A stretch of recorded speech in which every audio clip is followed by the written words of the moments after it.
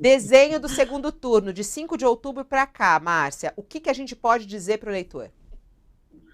Bom, começou o segundo turno já numa situação bem definida e permanece um quadro de estabilidade desde a primeira pesquisa até a pesquisa divulgada ontem, né? Pequenas oscilações entre os candidatos, mas mantendo ali é, um padrão ali de definição dos votos. Importante dizer que essa pesquisa não pegou nenhum possível impacto do caso Roberto Jefferson, né, porque ela foi feita sábado, domingo, e só 11% da amostra foi realizada ontem, né, que seria o dia com mais probabilidade de pegar um possível efeito.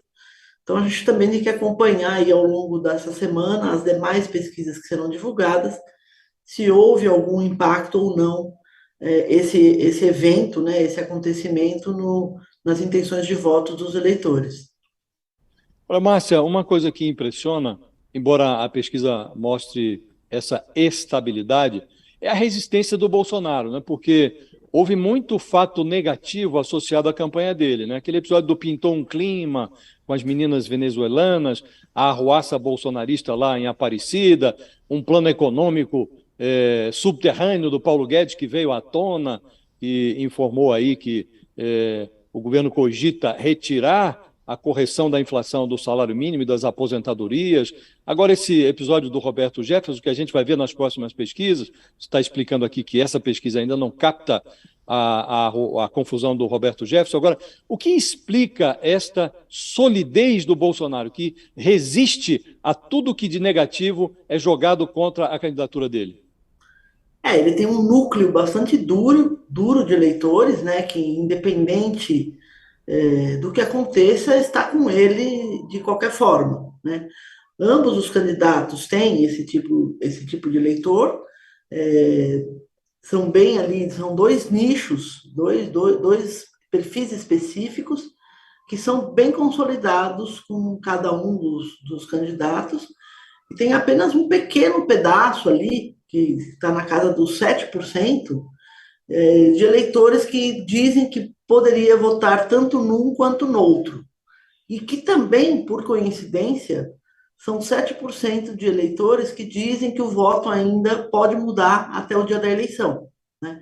Então, numa disputa tão polarizada, esses 7% podem fazer a diferença, né? Então, Agora, ainda, desafios para os dois candidatos é quem consegue captar a maior parte, pelo menos, desses 7% de para dar eleitores uma que ideia de para um lado ou grandeza, para outro, e que ainda dizem que podem mudar a sua decisão de voto até o dia da eleição.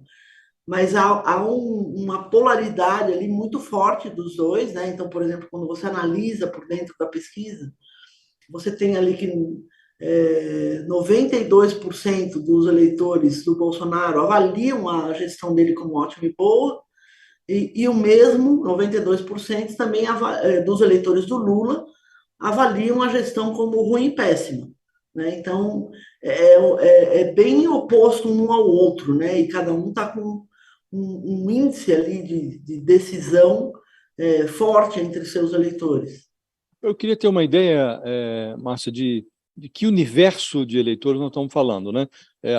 A pesquisa do IPEC diz que tem 93% do eleitorado diz, olha, meu voto está certo, decidido, não mudo. E você está dizendo que tem 7% que estão voando aí, que pode ir para um lado ou para o outro. Nós estamos falando do quê? Se a gente considera que pode, repetindo aquela votação do primeiro turno, acho que foi alguma coisa como 118 milhões de eleitores, o que nós estamos falando aqui? 8 milhões de votos, é isso? Tem 8 milhões de eleitores voando. Isso, 7% em cima do total do comparecimento, né? Nós tivemos, acho que 121 milhões de comparecimento e 7% desses 121 milhões hoje se dizem ainda que podem mudar o seu voto, que ainda não é definitivo.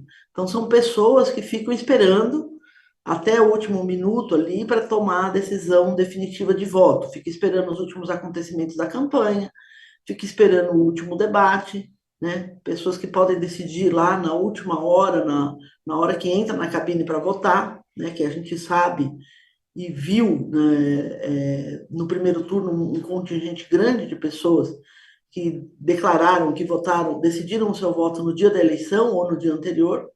Então sempre tem isso na eleição, por isso que a gente sempre diz também que a pesquisa não faz uma projeção do resultado futuro, né? Porque tem um contingente ali que decide realmente na última hora e que também não rejeita nenhum dos dois candidatos, que pode ir para um lado ou para o outro.